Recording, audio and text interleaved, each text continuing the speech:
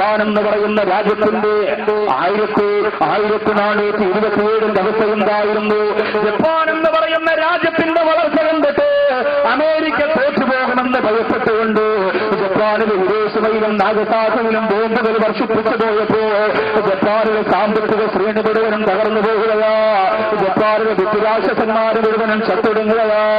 എല്ലാ സാമ്പത്തിക പദ്ധതികളുടെ കവാടങ്ങളും തകർത്തെടുന്ന് പൊതുപ്പണമായി പോയപ്പോ ജപ്പാനിലെ പണ്ഡിതന്മാരാ ആൺകുട്ടികളെ പോലെ നെഞ്ചുപിടിച്ചു നിൽക്കുകയാ. ജപ്പാനിലെ ശാസ്ത്രീയ ലോകത്ത് മുഴുവനും വിളിച്ചു കൂട്ടുകയാണ്.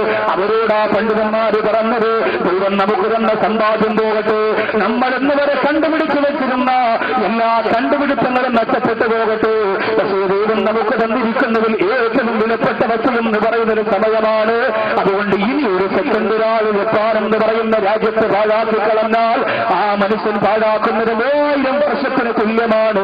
അതുകൊണ്ടൊരു സെക്കൻഡ് പോലും പാഴാക്കാതെ ജപ്പാനിലെ ബുദ്ധിരാക്ഷസന്മാര് ജപ്പാൻ എന്ന് പറയുന്ന രാജ്യത്തെ ലോകത്തിന്റെ നമ്പർ കണ്ടുപിടുത്തത്തിന്റെ പുരോഗതിയുടെ പദവിയിലേക്ക് എത്തിക്കാൻ ഇന്ന് മുതൽ നിങ്ങൾ പരിശ്രമിക്കണമെന്ന് ജപ്പാനിലെ പണ്ഡിതന്മാർ ആഹ്വാനം നടത്തിയപ്പോ ഒരു സെക്കൻഡ് പാഴാക്കാതെ ജപ്പാനിന്റെ തെരുവോരങ്ങൾ കണ്ടുപിടുത്തങ്ങൾ നടക്കുകയാ. എന്തിനേറെ അന്ന് അമേരിക്ക ഭയപ്പെട്ടു പോയതിനേക്കാൾ ഏറ്റവും വലിയ ഭയപ്പാടിലേക്ക് ഇന്ന് ജപ്പാൻ എന്ന് പറയുന്ന രാജ്യം അമേരിക്കയേക്കാൾ പുരോഗതിയിലെത്തുകയാണ്. ചുരുക്കത്തിൽ ഇവിടം വരെ പുരോഗതി എത്തിയെന്നറിയോ? എന്തിനേറെ തിരുവനന്തപുരം ജില്ലയുടെ ഇന്ത്യ രാജ്യത്തിന്റെ കേരളത്തിന്റെ തിരുവനന്തപുരം ജില്ല എന്ന തെക്ക് ഭാഗത്തിന്റെ ഏതെങ്കിലും ഒരു ഭാഗത്ത് ഒരു ഇലക്ട്രോണിക് ഉപകരണം വാങ്ങിയാൽ അതിന്റെ പിന്നിൽ മൈഡിയൻ ജപ്പാൻ എന്ന് എഴുതി വെച്ചിരുന്നാൽ അഭിമാനത്തോട് ഇത് ഒറിജിനലാണ്, ഇത് പാടാവുന്നതല്ല എന്ന് മനസ്സിലാക്കുന്ന തരത്തിൽ ജപ്പാനിന്റെ ബുദ്ധിവൈഭവം വളർന്നു പോരെങ്കിൽ എന്റെ പ്രിയപ്പെട്ടവരെ പഠിച്ചുകൊള്ളുക. ഇന്ന് അവസാനം ജപ്പാൻ കണ്ടുപിടിച്ചിരിക്കുന്നതെന്താ? 1000 നിലകളുള്ള കൊട്ടാരം പണിഞ്ഞാൽ ഒരു ഭൂമി വെളിച്ചത്തിലും ഒരു പേമാരിയിലും അത് തകർന്നു പോകില്ല. കൊടുങ്കാറ്റത്ത് ഊഞ്ഞാല് പോലെ ആടുന്ന കൊട്ടാരങ്ങൾ ജപ്പാൻ എന്ന് പറയുന്ന രാജ്യമിതാ കണ്ടുപിടിക്കാൻ പോവുകയാ. കൊടുങ്കാറ്റിൽ വീഴാതെ മറിയാതെ ആടുന്ന കൊട്ടാരങ്ങളെ ജപ്പാൻ എന്ന രാജ്യം കണ്ടുപിടിക്കാൻ പോകുന്നു. സമയം ഒരു പരിധിവരെ സർവ്വതും നഷ്ടപ്പെടുത്തിയപ്പോൾ ഇനി സമയം പാഴാക്കാതിരുന്നാൽ നഷ്ടപ്പെട്ടതിന്റെ ഇരട്ടി തിരിച്ചെടുക്കാമെന്നവർക്ക് ബോധ്യമുണ്ടായിരുന്നത് കൊണ്ടാണ്. മനുഷ്യന് അവന്റെ ഓരോ സെക്കൻഡിലും അള്ളാഹുവിന്റെ മലക്കുകളുടെ ദുആയും കിട്ടുന്നുണ്ട്, അള്ളാഹുവിന്റെ മലക്കുകളുടെ ശാപവും കിട്ടുന്നുണ്ട്. അവന്റെ നഷ്ടപ്പെട്ടുകൊണ്ടിരിക്കുന്ന ഓരോ സെക്കൻഡിലും. ഇപ്പൊ ഞാനിവിടെ ഇലാ ഹളറത്തി പറഞ്ഞ് ഫാത്തിഹ ഓതി തുടങ്ങുന്ന സമയം മുതൽ അള്ളാഹുവിന്റെ മലക്കുകളുടെ പ്രാർത്ഥന എനിക്ക് കിട്ടുന്നുണ്ട്, ഈ മജ്ലിസിൽ വന്നിരിക്കുന്ന നിങ്ങൾക്ക് കിട്ടുന്നുണ്ട്, ശ്രദ്ധയോടെ കേട്ടിരിക്കുന്നവർക്ക് മാത്രം അത് കിട്ടുന്നുണ്ട്. നല്ല നെയ്യത്തോടെയാണെങ്കിൽ ഏറെ പ്രതിഫലങ്ങളാണ് കിട്ടുക. മലക്കുകളുടെ ഒരു ദുആ, നമ്മുടെ ഇടത്തും വലത്തും അള്ളാഹുവിന്റെ മലക്കുകൾ വന്ന് നമുക്ക് വേണ്ടി ദുആ ചെയ്യുമ്പോ എങ്ങനെയാണ് നമ്മുടെ സമയം ചെലവെടുത്തത് എന്ന് അള്ളാഹു ചോദിക്കുമ്പോ അള്ളാഹുവിന് വേണ്ടി ഇബാദത്ത് ചെയ്യാനും അവന്റെ ദിക്റ് പറയാനും അവന്റെ ഖുർആൻ ഓതുവാനും അവന് വേണ്ടി കൊണ്ട് സ്വർഗത്തിന്റെ മജ്‌ലിസിന്റെ വിട്ട് കോടിക്കണക്കിന് മാലാഖമാരോടൊപ്പം ഇരുന്നുകൊണ്ട് ഇൽമാചൊരുക്കാനും സമയം ചെലവെടുത്തവര് അള്ളാഹുവിന്റെ പള്ളിപ്പറമ്പിന്റെ ഖബർസ്ഥാനിലേക്ക് നമ്മളെ കൊണ്ടുവെക്കുമ്പോ ഒരുപാട് നേട്ടമാണ് പ്രിയപ്പെട്ടവരെ നമുക്കവിടെ ലഭിക്കുക. എന്നാൽ അള്ളാഹുവിന്റെ മലക്കുകൾ എപ്പോഴും ശപിച്ചുകൊണ്ടിരിക്കുന്നതാര് എന്നറിയോ? അള്ളാന്റെ മലക്കുകൾ എപ്പോഴും ശപിച്ചുകൊണ്ടിരിക്കുന്നതാര് എന്നറിയോ? ലോകത്തല്ലാഹു കുടിക്കരുതെന്ന് പറയുന്ന മദ്യമുണ്ടല്ലോ, ആ മദ്യം ഏതെങ്കിലും ഒരു ചെറുപ്പക്കാരൻ കുടിക്കാൻ തുടങ്ങിയാൽ അവൻ നാളെ കള്ളു കുടിക്കണമെന്ന് തീരുമാനിച്ചാൽ എന്നിട്ട് കൂട്ടുകാരുമൊത്ത് കള്ളു ഷാപ്പിലേക്ക് പോയാൽ അവന്റെ മനോഹരമായ കൊട്ടാരത്തിന്റെ മുകൾ ഭാഗത്ത് ഡിസംബറിന്റെ മനോഹരമായ തണുപ്പുള്ള രാത്രിയിൽ ഇളം തന്നെ അടിച്ചു വീശുമ്പോ അവന്റെ കൂട്ടുകാരുമൊത്ത് കൊട്ടാരത്തിന്റെ മുകൾ ഭാഗത്തിരുന്നു കൊണ്ട് ഒരു ക്ലാസ്സിലേക്ക് കുപ്പിയിൽ നിന്ന് മദ്യമടിച്ചിട്ട് കൊടുക്കാൻ തുടങ്ങിയ അവൻ തൗബ ചെയ്യുന്നത് വരെ അല്ലാഹുവിന്റെ മലക്കുകൾ അവനെ ശപിക്കുന്നടാ, നീ നശിച്ചു പോകുമടാ, നീ നരകത്തിൽ പോകുമടാ, നിനക്ക് വല്ലാത്ത പരാജയമാണടാ. സുബ്ഹാനല്ലാഹ്. അങ്ങനെയാണെങ്കിൽ അല്ലാഹു പടച്ചതമ്പുരാന്റെ കോടതിയിൽ ചെല്ലുമ്പോ ഇങ്ങനെയാണ് നിന്റെ സമയം ചിലവഴിച്ചതെന്ന് അല്ലാഹു ചോദിക്കുമ്പോ ആ സമയം മുഴുവൻ കള്ളു കുടിച്ചിട്ട് ശാപം വാങ്ങാ ചിലവഴിച്ചു പോയാ ഇങ്ങനെയാണ് പടച്ചവന്റെ കോടതിയിലേക്ക് നമ്മൾ എത്തുക. സഹോദരങ്ങളെ, അല്ലാഹു നമ്മെ കാത്തുരക്ഷിക്കുമാറാകട്ടെ. അതുകൊണ്ട് വേദനയോടെ പറയുകയാണ്, കഴിയുമെങ്കിൽ മാത്രം എന്റെ പ്രിയപ്പെട്ടവരെ അല്ലാഹു ഹിദായത്തിന്റെ ഒരു അണുവളവെങ്കിലും നിന്റെ മാനസിക മാനസാന്തരത്തിലേക്ക് തന്നിട്ടുണ്ടെങ്കിൽ അതിനുവേണ്ടി മാത്രം എന്റെ സഹോദരങ്ങളെ നിങ്ങളോട് പറയുകയാണ്. കണ്ണുകുടിച്ച ബോധമില്ലാതെ മാറിയ തള്ളുന്നു മക്കളെ ഉപദ്രവിക്കുന്ന കാപാലിക ഹൃദയത്തിന്റെ ഉടമകള് ഈ മനോഹരമായ മജ്‌ലിസിൽ വെച്ച് ഉണ്ടാവുകയില്ല. എങ്കിലും അതിന്റെ ഭവിഷ്യത്ത് നിങ്ങൾ പഠിച്ചുകൊള്ളുക. അതിന്റെ ഭയാനകരമായ ആദാബിനെ കുറിച്ച് നിങ്ങൾ ചിന്തിച്ചുകൊള്ളുക. അല്ലാഹുവേ, ഒരിക്കലും എന്റെ പ്രിയപ്പെട്ടവരെ അതിന്റെ പിന്നാലെ നമ്മൾ കടന്നുകൊല്ലാൻ പാടില്ല. ഇത് പറയുമ്പോൾ നിങ്ങൾ ചിലരൊക്കെ കസേരയിൽ ഇരുന്നു കൊണ്ട് ഇങ്ങനെ ചിന്തിക്കുന്നുണ്ടാകും, ഇന്നൊരു സിനിമ വിജയിച്ചാൽ കള്ളുകുടിക്കണം, ക്രിക്കറ്റ് വിജയിച്ചാൽ കള്ളുകുടിക്കണം, ഒരു വീട് വെക്കാൻ വസ്തു വാങ്ങിയാൽ കള്ളുകുടിക്കണം, വീടിന് കുറ്റിയടിക്കാൻ മേശിരി വന്നാൽ ആദ്യം മുതലാളി കുടിക്കും, പിന്നെ മേശിരി കുടിക്കും, കിണർ വെട്ടിയാൽ വെള്ളം കണ്ടാൽ സന്തോഷത്തോടെ കുടിക്കും, വെള്ളം കണ്ടില്ലെങ്കിൽ സങ്കടത്തോടെ കുടിക്കും. പ്രിയപ്പെട്ട ഭാര്യ കല്യാണം കഴിഞ്ഞ് കുറെ കാലമായി മക്കളില്ല, അവസാനം ഏതോ മജ്‌ലിസിന്റെ ദുആ കൊണ്ടൊരു കുഞ്ഞുണ്ടായ അന്ന് അവൻ മുഴുകുടിയനായി മാറും സന്തോഷം കൊണ്ട്. ഭാര്യ പ്രസവിച്ചത് ആണാണെങ്കിൽ 2 കുപ്പി, പെണ്ണാണെങ്കിൽ 1 കുപ്പി. സാധാരണ അക്കീകയുടെ കണക്കാണ് അങ്ങനെ പറയാ, 2 ആട് 1 ആടെന്നൊക്കെ. ഇത് അവൻ കണക്കാക്കുന്നത് അങ്ങനെയാണ്. ഇത് വെറും ഒരു തമാശയല്ല. നമുക്ക് എന്തുമാത്രം പിശാച് അതിന് താല്പര്യം തന്നു എന്ന് മനസ്സിലാക്കാൻ വേണ്ടി മാത്രം പറഞ്ഞത്. ഇന്ന് കേവലം ഒരു കള്ളുകുടി അതൊരു സ്റ്റാൻഡേർഡിന്റെ സിമ്പലായി. സഹോദരിമാര് ചോദിക്കൂലേ, നിന്റെ ഇക്ക കുടിക്കൂടി? എന്റെ ഇക്ക കുടിക്കൂല. പിന്നെ എന്താ ആണാന്ന് പറഞ്ഞ് നടക്കുക? അതൊക്കെ എന്റെ ഇക്ക മരിവായ പിന്നെ 4 കാലില്ല റാഹത്തായി ജീവിതം. ചില സഹോദരിമാര് പറയില്ലേ, അതവർക്കൊരു അഭിമാനമാണ്. ചില സഹോദരിമാർക്ക് ഭർത്താവ് കള്ളുകുടിച്ചാൽ പിന്നെ വളരെ സൈലന്റ് ആണ്, ആർക്കും ഒരു ശല്യമില്ല, ഉപദ്രവമില്ല, വന്ന് സുഖമായി കിടന്നുറങ്ങും. രാവിലെ എഴുന്നേക്കും, അങ്ങ് പോവും, വൈകുന്നേരം വരും, വെള്ളം അടിച്ചുകൊണ്ട് വരും, കിടന്നുറങ്ങും. മക്കളെപ്പോഴും വാപ്പായ ബ്രേക്ക് ഡാൻസ് കളിച്ചുകൊണ്ടിരിക്കുന്ന രൂപത്തിൽ മാത്രമേ കണ്ടിട്ടുള്ളൂ. ആ കോലത്തിലും ആ രൂപത്തിലുമുള്ള ജീവിതം ഇഷ്ടപ്പെടുന്ന സഹോദരിമാര് പോലുമുണ്ട്. ചിലപ്പോഴൊക്കെ ഈ സഹോദരിമാരും കുടിക്കലുമുണ്ട്. എങ്ങനെ നമ്മുടെ വീട്ടിൽ, നമ്മുടെ നാട്ടിൽ അത് സജീവമായി. പെരുന്നാള് കള്ളുകുടിച്ചില്ലെങ്കിൽ എന്ത് പെരുന്നാളടാ, കള്ളുകുടിച്ചില്ലെങ്കിൽ എന്ത് ഓണം, കള്ളുകുടിച്ചില്ലെങ്കിൽ എന്ത് ക്രിസ്മസ്. പക്ഷെ ഇതൊക്കെ ആര് ചെയ്താലും എന്റെ മുമ്പിലിരിക്കുന്ന മുസ്ലിം സമുദായത്തിന് ആരോഗ്യവും ആഫിയത്തും അള്ളാഹു തന്ന എന്റെ പൊന്നാമന ചെറുപ്പക്കാരാ, ഒരിക്കലും നീ അതിനു വേണ്ടി മുതിരരുത്. നമ്മൾ തീരുമാനമെടുത്ത് ചങ്കുറപ്പോടെ ഒരു തീരുമാനമെടുത്താൽ അള്ളാഹുവിന്റെ ഉന്നതമായ നേട്ടങ്ങളാണ് അള്ളാഹു പടച്ചതം പോലെ നമുക്ക് തരാൻ പോകുന്നത്. ചെറിയ കാര്യമൊന്നും.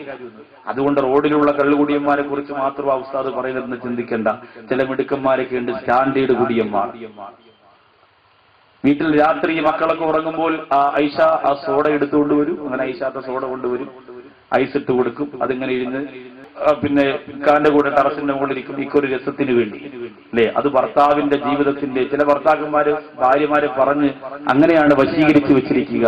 എന്റെ ഭർത്താവിന് ഇതുണ്ടെങ്കിൽ മാത്രമേ ഒരു ശാരീരികമായിട്ടൊരു സന്തോഷമുള്ളൂ. എനിക്ക് നീയല്ലേ ഉള്ളൂ, ആരെടുത്തും നീ പറയരുത്, എന്റെ കച്ചയല്ലേ, കച്ചി ഇഷ്ടംപോലെ വിളിച്ചോളൂ, ആര് പറയും, ഞാനല്ലേ ഉള്ളൂ, ഞാൻ സഹിച്ചോളാം എന്ന് പറഞ്ഞ് പ്രിയപ്പെട്ട ഭാര്യ ലോകത്തൊരാളോടും പറയാതെ ഭർത്താവിന് വളം വെച്ചു കൊടുക്കുകയാണ്. അപ്പോഴും നമ്മൾ മറന്നു പോകുന്ന ഒരു കാര്യമുണ്ട്. ഇത് ദുനിയാവ് മാത്രമാണ്, ഇത് ചതിയുടെ ലോകമാണ്, ഇത് വഞ്ചനയുടെ ലോകമാണ്. അത് ഒരിക്കലും മറക്കല്ല ഉമ്മ, ഒരിക്കലും മറക്കല്ല ഉമ്മ. ആരാണ് കള്ളു ഹറാമാക്കാൻ നബിയോട് വന്ന് പറഞ്ഞതെന്നറിയോ? സയ്യിദുനാ ഉമർ ഇബ്നുൽ ഖത്താബ്. ഉമർ റളിയല്ലാഹു അൻഹുവിന്റെ പേര് കേൾക്കുമ്പോ എന്തേതിനെ കുറക്കം വരികയാണ്.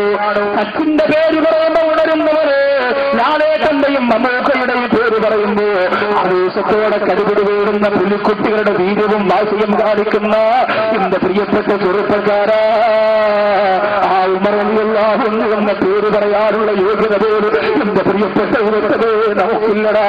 നിങ്ങൾക്കെന്തേ ഒരു മൗനം? നിങ്ങൾക്കെന്തേ ഇസ്ലാമിക ചരിത്രത്തിൽ അതുപോലെ ധീരത കാണിച്ചവത്തിന് നേതാവിനെ നിങ്ങൾക്ക് കാണിച്ചു തരാൻ പറ്റുമോ? റസൂലിന്റെ നെഞ്ചിലേക്ക് തല ചേർത്ത് വിട്ടുകൊണ്ട് വിട്ടന്റെ വിട്ടുകൊണ്ട് അതുമല്ല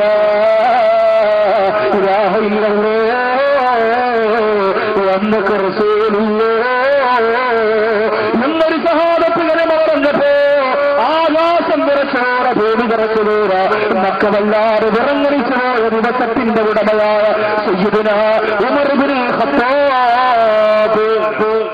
ഒന്നുകൂടി വിടങ്ങട്ടെ, ഉമർ ഇബ്നുൽ ഖത്താബ്. നല്ല ആവേശത്തിൽ വരട്ടെ. നിങ്ങൾ ഉറങ്ങിയാൽ ഞാനും ക്ഷീണിച്ചു പോകും. പെട്ടെന്ന് നിർത്തിയിട്ട് ഞാനും എന്റെ പാട്ടിന് പോകും.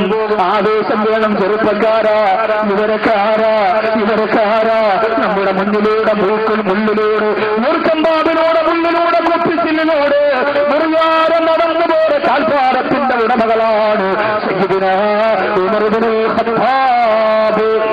അല്ലാഹു നമ്മുടെ തർബിയത്ത് സ്വീകരിക്കട്ടെ. ബഹുമാനപ്പെട്ടവർ ഏറ്റവും വലിയ അറേബ്യയുടെ കള്ള് കമ്പനിയുടെ ഉടമസ്ഥനായി. ഏറ്റവും വലിയ കള്ള് കമ്പനിയുടെ ഉടമസ്ഥൻ. അള്ളാഹുവിന്റെ ദീനിൽ ആദ്യം കള്ള് ഹറാമല്ലായിരുന്നു. ചില ചെറുപ്പക്കാർ പറയും, ഓ പിന്നെ ആരളിയാ അത് ഹറാമാക്കിയത്? അത് ഹറാമായതുകൊണ്ടല്ലേ. നിങ്ങൾ വിചാരിച്ചെന്തെന്നറിയോ? ഈ പലരും വിചാരിക്കുന്നത് ഉസ്താദുമാർക്ക് കള്ളിന്റെ എഫക്ട് അറിയില്ലേ, അതുകൊണ്ട് അങ്ങനെ പറയും. അറിയാത്തത് കൊണ്ടല്ല. അത് കുടിക്കുമ്പോ എന്താ സംഭവിക്കുന്നതെന്നൊക്കെ അറിയാം. പക്ഷെ അത് ഹറാമാണ്. ഹറാമ് പിശാചി ഏതെങ്കിലും രീതിയിൽ സുഖവും രസവും തന്നെ സ്വീകരിക്കാൻ പറഞ്ഞാൽ അതിന്റെ പിന്നാലെ പോകാൻ പാടില്ല. അവന് പരാജയമാണ്. അതിന്റെ പിന്നാലെ പോയാൽ അവന് പരാജയം ഉറപ്പാണ്. അപ്പോ ആദ്യം ഹറാമല്ലായിരുന്നു. പക്ഷെ ഉമർ ബിൻ ഖത്താബ് റളിയല്ലാഹു അൻഹു ഇസ്ലാമിലേക്ക് കടന്നു വന്നപ്പോ ബഹുമാനപ്പെട്ടവർക്ക് മനസ്സിലായി. കാരണം കള്ളു കുടിച്ചുകൊണ്ട് നിസ്കരിക്കാൻ നിന്നാൽ ഒരു വല്ലാത്തൊരവസ്ഥ. കള്ളു കുടിച്ചുകൊണ്ട് നിസ്കരിക്കാൻ നിന്നാൽ നിസ്കാരമാണ് ഏറ്റവും വലിയ ലഹരി ഒരു വിശ്വാസിക്ക്. അട്ടക്കുളങ്ങര പള്ളിയിൽ ഞാൻ 1.5 വർഷം 2.5 വർഷം ജോലി ചെയ്ത അട്ടക്കുളങ്ങര മുസ്ലിം ജമാഅത്തിൽ ഇപ്പോ ഒരു 17 ദിവസത്തിന് മുമ്പ് 34-35 വയസ്സുള്ള ഒരു സഹോദരൻ നിസ്കാരത്തിന്റെ 2ാമത്തെ റക്അത്തിന്റെ സുജൂദിൽ മരണപ്പെട്ടു. കൊതിക്കണം ചെറുപ്പക്കാരാ. ബിവറേജിന്റെ മുന്നിൽ കാത്തു നിൽക്കുന്നവർക്ക് അത് കിട്ടുകയില്ല. പൂരപ്പറമ്പിൽ നിരങ്ങാൻ പോകുന്നവർക്ക് അത് കിട്ടുകയില്ല. ഉമ്മായെ ചവിട്ടിയിട്ട് താലി പൊട്ടിച്ച് പണയപ്പെടുത്തിയിട്ട് വ്യഭിചാരത്തിന് പോകുന്നവർക്ക് അത് കിട്ടുകയില്ല. നിസ്കാരത്തിന്റെ 2ാമത്തെ റക്അത്തിന്റെ സുജൂദിൽ പള്ളിയിൽ വന്നപ്പോ ജമാഅത്ത് കഴിഞ്ഞു. സുഹൃത്തുക്കൾ പറഞ്ഞു, എന്നാ നീ ഇമാമത്ത് നിൽക്ക്, നമുക്ക് ജമാഅത്തായിട്ട് നിസ്കരിക്കാം. അവൻ ഇമാമത്ത് നിന്നു. 2ാമത്തെ റക്അത്തിന്റെ സുജൂദിൽ ആ പ്രിയപ്പെട്ട സഹോദരൻ പിന്നെ എഴുന്നേറ്റില്ല. ആ അട്ടക്കുളങ്ങര പള്ളിക്ക് അകത്ത് കിടന്നു മരണപ്പെട്ടു. എന്തൊരു ഭാഗ്യമാണ് ഉദോടുകൂടി സുജൂദിൽ സുബ്ഹാന റബ്ബിയൽ അഅ്ലാ വബിഹംദിഹി പറഞ്ഞുകൊണ്ട് കിടന്നു മരിക്കാനുള്ള ഒരു അവസരം. അല്ലാഹുവേ, നല്ല മരണം ഞങ്ങൾക്ക് തരണമേ അല്ലാഹ്. എന്നാണ് ഞങ്ങളൊക്കെ മരിക്കുന്നതെന്നറിയില്ല. സുഹൃത്തുക്കൾ പറയലുണ്ട്, സാറേ നിങ്ങൾ അറിഞ്ഞു അയാൾ മരിച്ചിരിക്കുകയാണ്, ആ വീട്ടിലെ ഉമ്മ മരിച്ചിരിക്കുകയാണ്, ഈ വീട്ടിലെ ഇത്ത മരിച്ചിരിക്കുകയാണ്. അല്ലാഹുവേ, നമ്മളൊക്കെ എപ്പോഴാണ് മരിക്കുന്നതെന്നറിയില്ല. എപ്പോഴാണെങ്കിലും റബ്ബേ ലാ ഇലാഹ ഇല്ലല്ലാഹ് എന്ന് പറയാതെ സാധുക്കളാണ് ഞങ്ങളുടെ റൂഹ് പിടിക്കല്ല റബ്ബേ. സഹോദരങ്ങളെ, നിങ്ങൾ ചിന്തിക്കണം കേട്ടോ. അല്ലാഹു സുബ്ഹാനഹു വ തആല ഒരുപാട് മദ്യം ഹലാലാകുന്ന കാലഘട്ടത്തിൽ ഉമർ ബിൻ ഖത്താബ് റളിയല്ലാഹു അൻഹു വന്നിട്ട് പറയുകയാ, യാ റസൂലല്ലാഹ്, ഈ മദ്യം ഒരു വല്ലാത്ത അപകടം തന്നെയാണ് നബിയേ. എനിക്ക് ആ മദ്യം നിരോധിച്ച 3 ഘട്ടങ്ങൾ നിങ്ങളോട് വിശദീകരിക്കണമെന്ന് താല്പര്യമില്ല. അത് വിശദീകരിച്ചതുകൊണ്ട് നിങ്ങൾക്കൊരു നേട്ടവും കിട്ടാൻ പോകുന്നില്ല. മറിച്ച് ഞാൻ ആ ഘട്ടമൊന്ന് വെറുതെ പറഞ്ഞു പോകുകയാ. ഉമർ റളിയല്ലാഹു അൻഹു ഇങ്ങനെ ഓരോന്ന് പറഞ്ഞു അവസാനം നിസ്കരിക്കുമ്പോ അന്തും സുഖാറാ, ലഹരി പിടിച്ചവരായിട്ട് നിങ്ങൾ ഒരിക്കലും നിസ്കരിക്കല്ലേ എന്ന് അല്ലാഹുവിന്റെ പരിശുദ്ധ ഖുർആനിന്റെ പ്രഖ്യാപനം വന്നപ്പോ പിന്നെ കണ്ടുകൊടുത്തുകൊണ്ട് നിസ്കരിക്കാൻ പറ്റാത്ത സാഹചര്യം വരികയാ. അത് വിടുമ്പോൾ ഉമർ ബിൻ ഖത്താബ് റളിയല്ലാഹു അൻഹു വീണ്ടും മുത്തറസൂലിന്റെ ചാരത്ത് വരികയാ. യാ റസൂലല്ലാഹ്, പോര നബിയേ, ഒരിക്കൽ കൂടി ഒരു ശക്തമായ തീരുമാനം വേണം നബിയേ. കള്ളൊരുപാട് അപകടത്തിലേക്ക് മനുഷ്യനെ കൊണ്ടെത്തിച്ചുകൊണ്ടിരിക്കുകയാ. കള്ള് സമാധാനത്തോടെ ഇബാദത്ത് ചെയ്യാൻ കഴിയാത്ത അവസ്ഥയിലേക്ക് എത്തിച്ചുകൊണ്ടിരിക്കുകയാ. ആ സമയത്താണ് അല്ലാഹുവിന്റെ പരിശുദ്ധ ഖുർആനിന്റെ പ്രഖ്യാപനം വന്നത്. ഇന്നമൽ ഖംറു വൽ മൈസിറു വൽ അൻസാബു വൽ അസ്ലാമു റുജ്സുൻ മിൻ അമലി ശൈത്താൻ.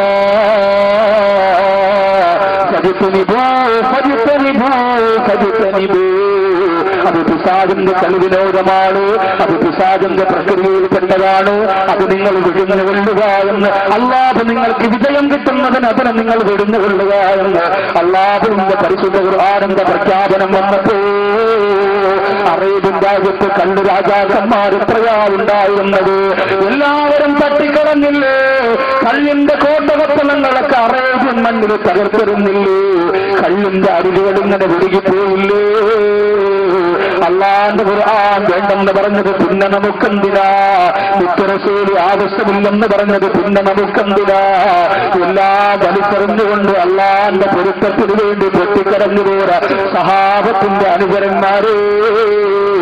30 ദിവസം റമളാനിന്റെ നോമ്പ് പിടിച്ചിട്ട് നോമ്പ് തുറക്കുന്ന സമയത്ത് പൊട്ടിക്കരഞ്ഞ് ദുആ ചെയ്തിട്ട് പെരുന്നാളുകാരൻ കഴിഞ്ഞ് കൂട്ടുകാരന്റെ കൂടെ ഊട്ടിയിലും കൊടൈക്കനാലും ഭൂവാലാണ്ടിലേക്ക് പോയിട്ട് റൂമെടുത്തിട്ട് കള്ളുപിടിച്ച് പെരുന്നാൾ ആഘോഷിക്കുന്ന ചെറുപ്പക്കാരാ. കന്യാകുമാരിയിൽ 3 മാസം കൂടുമ്പോ എവിടെയെങ്കിലുമുള്ള ഒരു പേരിടിച്ച് പെണ്ണിനെയും കൊണ്ടുപോയി റൂമെടുത്തിട്ട് അതേ മദ്യവും മധുരാശിയുമാറി സമയം ചെലവഴിക്കുന്ന ഈ കാലഘട്ടത്തിന്റെ ചെറുപ്പക്കാരാ, മോനെ നിനക്ക് അല്ല ചെറുതായി പോയോ? കബർ മറന്നുപോയോ? പരലോകം മറന്നുപോയോ? പേടിക്കണമടാ, പേടിക്കണമടാ. അല്ലാഹു നിനക്ക് തന്നിരിക്കുന്ന ആരോഗ്യം നശിപ്പിക്കാറുണ്ടല്ലോ. അല്ലാഹു നിനക്ക് തന്നിരിക്കുന്ന ആഫിയത്ത് നശിപ്പിക്കാറുണ്ടല്ലോ. അല്ലാഹു നിന്നെ വെറുതെ വിടുമെന്ന് കരുതണ്ട. നിനക്ക് കൈ തന്നത് നീ ചോദിച്ചിട്ടല്ല, നിനക്ക് കാല് തന്നത് നീ ചോദിച്ചിട്ടല്ല. വാരിയെല്ലുകൾ കൊണ്ട് മൂടപ്പെടുന്ന 360 ഗ്രാം മാത്രം പാരമ്പര്യ ഹൃദയമുണ്ടല്ലോ. ഉമ്മായുടെ ഉദരത്തിനകത്ത് നിന്റെ ശരീരത്തിലേക്ക് ഫിറ്റ് ചെയ്തിരുന്നത് എന്റെ പ്രിയപ്പെട്ട ചെറുപ്പക്കാരാ, നീ അല്ലാഹുവിനോട് ചോദിച്ചത് കൊണ്ടല്ല, പടച്ചോന്റെ അനുഗ്രഹമല്ലേ. എന്നിട്ടാ പടച്ചോനെ മറന്നുകൊണ്ട് ആ ആരോഗ്യത്തെ നശിപ്പിക്കുന്ന ചെറുപ്പക്കാരാ, ഖുർആൻ പറയുന്നത് പൂർണ്ണമായും നിങ്ങൾ അതിനെ വർദ്ധിക്കണം, വെടിയണമെന്നാണ്. ഈ ആയത്തിൽ കള്ളിനെ കുറിച്ച് മാത്രമല്ല പറഞ്ഞത്, യാ അയ്യുഹല്ലദീന ആമനു, അല്ലയോ വിശ്വാസികളെ എന്ന് വിളിച്ചിട്ട് അല്ലാഹു പറയുന്നു. കള്ള്, ചൂതാട്ടം, അതായത് ചീട്ടുകളിയൊക്കെ ഉണ്ടല്ലോ. ചില സ്ഥലത്തൊക്കെ ചീട്ട് കളിച്ചുകൊണ്ടിരിക്കണ ഉണ്ടാക്കുന്ന കൂട്ടപ്രാർത്ഥന നടക്കുകയാണ്. മരത്തിന്റെ ചൂട്ടിൽ വട്ടം കൂടി ചെവിയിൽ മറ്റേ സാധനമൊക്കെ ഇട്ടിട്ട് ഇങ്ങനെ ഇരിക്കണ ഉണ്ടാക്കുന്നു. അല്ലോ എത്ര മൂലിസീകളായ അല്ലേ. അടുത്ത് നിന്നിരിക്കുമ്പോഴാ കിതാബ് മാറിയത് നമ്മൾ അറിയണം. അപ്പൊ ഇതുപോലെ ചൂതാട്ടവും ചീട്ടുകളിയും പന്തയം വെക്കലും ഇതൊക്കെ ഹറാമാണ് എന്ന് പറയുന്നതിന്റെ കൂട്ടത്തിൽ അല്ലാഹു പറഞ്ഞു ബിംബാരാധനയും നിങ്ങൾ വർദ്ധിക്കുക. ബിംബാരാധന എന്തിനപ്പൊ യാ അയ്യുഹല്ലദീന ആമനു, അല്ലയോ വിശ്വസികളെ എന്ന് വിളിച്ചിട്ടാ പറയുന്നത്. ബിംബാരാധന നടത്തുന്നവരെ വിശ്വസികളെന്ന് വിളിക്കാൻ പറ്റൂലല്ലോ. എന്തിനാ ഇവിടെ അങ്ങനെ പറഞ്ഞേ? ഖുർആനിന്റെ മറ്റൊരു ഭാഗത്ത് ബിംബാരാധനയെ കുറിച്ച് മാത്രം പറഞ്ഞപ്പോൾ ബിംബാരാധന എന്ന് പറയുന്ന ആ വൃത്തികളിൽ നിങ്ങൾ വർദ്ധിക്കണമെന്ന് ഖുർആന്റെ മറ്റൊരു ഭാഗത്ത് പറഞ്ഞു. ആ രിജിസിനെയാണ് ഇവിടെയും അല്ലാഹു സുബ്ഹാനഹു വ തആല ആ രിജിസിനെയാണ് ഇവിടെയും ഉപയോഗിച്ചിരിക്കുന്നത്. റിജിസും മിൻ അമലി ശൈത്താൻ, അത് ശൈത്താന്റെ ഒരു ചതിയുള്ള ഒളിഞ്ഞു കിടക്കുന്ന പ്രവർത്തനത്തിൽപ്പെട്ടതാണ് എന്ന് അല്ലാഹു പറഞ്ഞത്. കള്ളിനെയും ബിംബാരാധനയും അല്ലാഹു ഒരുപോലെ കണ്ടു. കള്ളിനെയും ബിംബാരാധനയും അല്ലാഹു ഒരുപോലെ കണ്ടു എന്ന് മാത്രമല്ല, മുത്തറസൂല് പറഞ്ഞിട്ടുണ്ടല്ലോ,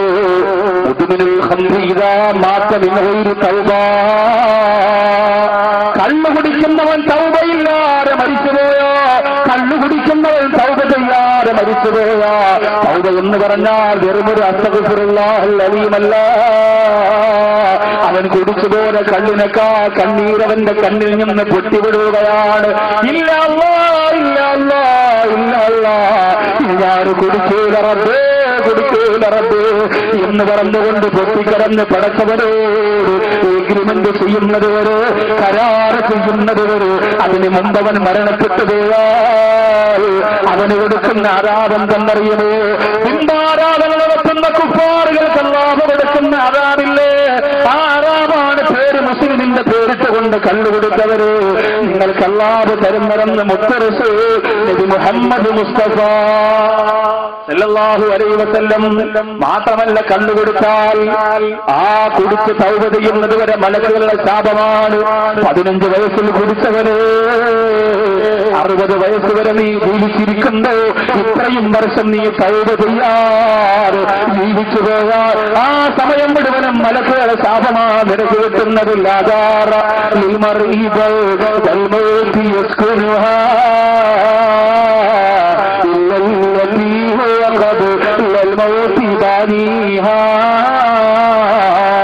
ഒരു മനുഷ്യനും മരണപ്പെട്ട പള്ളിപ്പറമ്പിലേക്ക് പോയാൽ അവൻ ഈ ദുനിയാവിൽ ജീവിച്ചിരുന്നപ്പോൾ വെച്ചുപോയ കൊട്ടാരങ്ങളല്ലാതെ ഒന്നും അവന്റെ കബറിന്റെ കത്ത് കിട്ടുകയില്ലെന്ന് പണ്ഡിതന്മാര് പറയുകയാണ്. ഇവിടെ ചെയ്തതല്ലാതെ കബറിന്റെ കത്ത് ഇല്ല ഉമ്മ, ഇവിടെ ചെയ്തതല്ലാതെ കബറിന്റെ കത്ത് ഇല്ല ചെറുപ്പക്കാരാ. എന്റെ പ്രിയമുള്ള സഹോദര, സാറേ ഞാൻ ഒരുപാട് കൊടുത്തിട്ടില്ല. അന്നപ്പോഴോ ഒരു ദിവസം എന്റെ കൂട്ടുകാരൻ ഗൾഫിൽ നിന്ന് വന്നപ്പോ വേറെ സാധനമാണടാവെന്ന് കുടിച്ചു നോക്കടാന്ന് പറഞ്ഞ് നിർബന്ധിച്ച് അരക്ലാസ് വെച്ച് വന്നപ്പോ കുടിച്ചു പോയതാ. പൊന്നുമോനെ, അതിൽ നിന്ന് പൂർണ്ണമായി തൗബ ചെയ്യുന്നത് വരെ അള്ളാന്റെ ശാപം നിനക്കുന്നതാ. നിന്റെ നിസ്കാരം പിന്നെ സ്വീകരിക്കില്ല, നിന്റെ ഇബാദത്തുകളൊന്നും സ്വീകരിക്കൂല. മരണപ്പെട്ട് പള്ളിപ്പറമ്പിലേക്ക് നിന്റെ വയ്യത്ത് കൊണ്ടുവെക്കുമ്പോ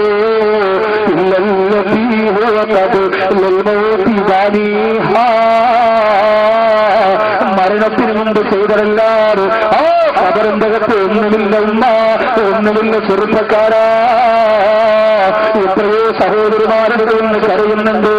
ഉസ്താദേ, ഇന്ന് പ്രസംഗത്തിന് വന്നപ്പോൾ പോലും എന്റെ പ്രിയപ്പെട്ടവരെന്റെ മുഖത്തെടുത്തതാ കല്ലുപിടിച്ചു കൊണ്ടുവന്ന് എന്നില്ല എന്റെ ഭർത്താവിന് വേണ്ടി ഭക്ഷണമിട്ട് കാത്തിരിക്കുന്ന പാത്രമെടുത്ത് വലിച്ചെറിയുന്നതാ. എന്റെ മുടുക്കത്തിന് പിടിച്ചിട്ട് ചുവരിലേക്ക് എന്നെ ചേർത്ത് വെച്ചുകൊണ്ട് ഉപദ്രവിക്കുന്നതാ.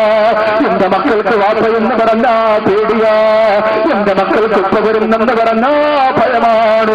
അങ്ങനെ എത്രയോ കുടുംബിനികളുണ്ട്. ഒരു സമാധാനമുണ്ടോ മുസ്ലിമേ?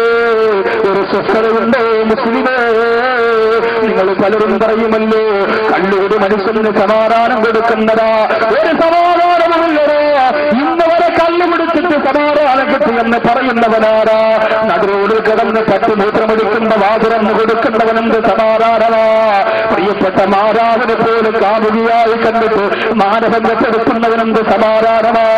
2.5 വയസ്സുള്ള കുഞ്ഞിനെ ഉമ്മാടെ കയ്യിൽ നിന്ന് കിട്ടാത്തത് കൊണ്ട് വേറെമില്ലാതെ കല്ല് പിടിച്ചിട്ട് പറിച്ചിട്ട് മാസത്തില് ആ ഉമ്മയുടെ കയ്യിൽ നിന്ന് കുഞ്ഞിനെ വാങ്ങിയിട്ട് അല്ലാഹുവേ കിണറ്റിലേക്ക് വലിച്ചെറിയുന്ന പിതാവിനെന്ത് സമാധാനമാണ്?